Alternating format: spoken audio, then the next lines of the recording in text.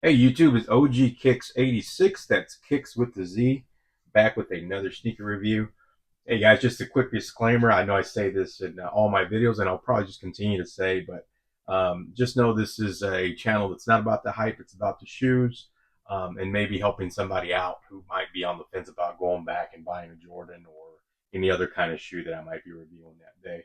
The reason I always say that is because there's so many other channels you can kind of look for resale amount, or how hot a shoe is going to be, but that's not what we're about. And I like to be upfront about it because I don't want somebody wasting their time, if that's what they're looking for. So, anyways, we're gonna get into it today. What I have here is the Air Jordan 1 Retro High OG UNC Reimagined. So these released back in May. I picked these up for this review from JD Sports, I think right around $194. So let's go ahead and take a look at this. So right off, but before we get into it, I just want to point out the box. I love it when they do just something unique like this with the box. Kind of a mismatched lid. Kind of goes back to the Chicago ones that they did, the lost and founds. So let's go ahead and look at that tag. Air Jordan 1 Retro High OG, and it is DK Powder Blue slash DK Powder Blue. So go ahead and take a look inside. This nothing special on the inside with this. No extra. Well, there is one pair of extra laces, but there's nothing else as far as to see in the box. Just your standard Air Jordan 1 box, besides the mismatched box and the actual lid. So let's go ahead and take a look at these guys. So yeah, this is it. This is the reimagined version, like I said. So one quick thing I want you to make sure you pay attention to is this cracked leather here. So, and it's pretty much all the way around the shoe, except on the collar there, on the wings logo. Just want you to kind of take a look at that. I know they've done this before. I just don't know what the longevity of it's going to be. That's the main reason I want to make sure you guys see that. You also have the sail midsole right here, as you can see. Um, UNC colorway. I really like it. Comes with two shoelaces.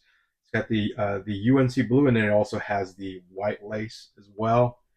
And then you have sail kind of going throughout the shoe, especially here on the tongue as well. Hopefully, it's coming through on the camera that you can see that as well. So overall, pretty standard, just Air Jordan 1. Materials, like I said, I don't know what the longevity of it's going to be, or the break-in time. I haven't really used anything like this or worn anything like this. So I don't know if this is going to fall apart, or what it's actually going to do. If somebody owns a pair such as this that kind of has this breakaway material like the lost and found Air Jordan 1s, and you have some experience with it, please leave it down in the comments so we can kind of all know kind of what to expect once you really start wearing these shoes, and then get those materials broken in. The other thing I just wanted to point out as well is I really like what they did here on the bottom of the shoe. I know you're not going to see it, and after you wear it like once, it's not going to matter. But I really do like that detail. And then once again, they did do the sail on here on the midsole. Uh, the sock liner is actually baby blue, which is good. I don't like white ones because they get dirty pretty quickly. And then the insole is actually white, and then you have the Nike Air.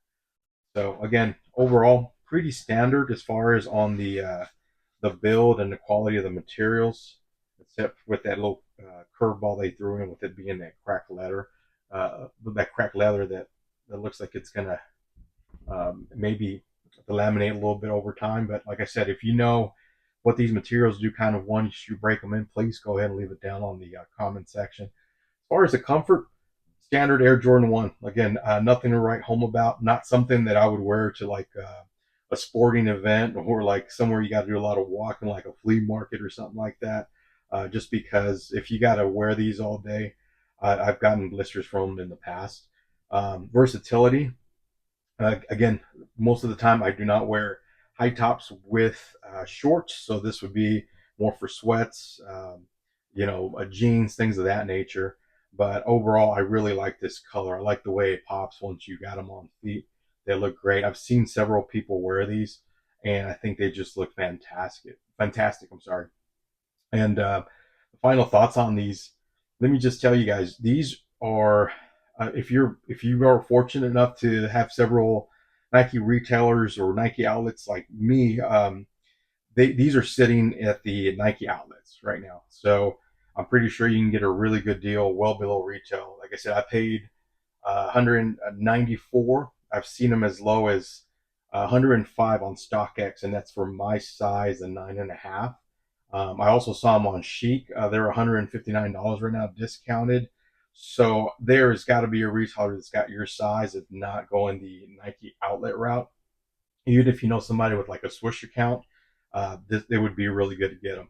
So my final thoughts for these are: this is a great colorway. Again, I don't know about the longevity of it because of the material, but like again, if somebody knows what happens or kind of what the longevity is or issues might be with this material, please drop it down in the comments so we can kind of learn from each other. But I would not buy these for full retail.